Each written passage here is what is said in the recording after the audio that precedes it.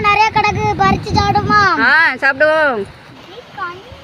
ஆத்தி பம்பரக்கட்டை ஆட்டம் பம்பரக்கட்டை ஆத்தி வச்சுக்க பட்டாசே.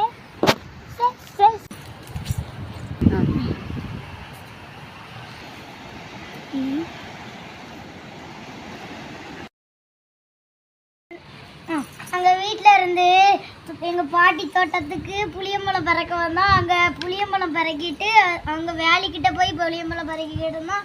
அப்போது நிறைய கோவக்காய் கிடந்தது. அந்த பறிச்சுக்கிட்டு இருந்தோம். அப்போது அங்கே அதுக்கப்புறம் தூரத்தில் கொஞ்சம் போய் பார்த்தோம், அங்கேயே இருந்தது. அதையே எடுத்துகிட்டு போய் பார்த்துக்கிட்டு இருந்தோம். அங்கே பெரிய பாம்பு சட்டை இருந்தது. அதை பார்த்துட்டு பயந்துட்டு ஓடி வந்துட்டோம் எல்லாரும்.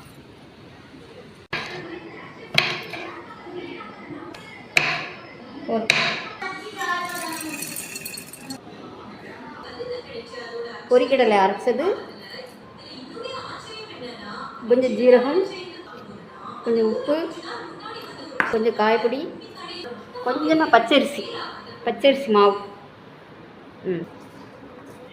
கொஞ்சமாக தண்ணி சேர்த்துக்கணும், கொஞ்சம் வத்தல் பொடி, கொஞ்சம் கறி மசாலா பொடி சேர்த்துக்கணும். அப்படியே எண்ணெயில் போட்டு பொரிச்சுக்கணும்.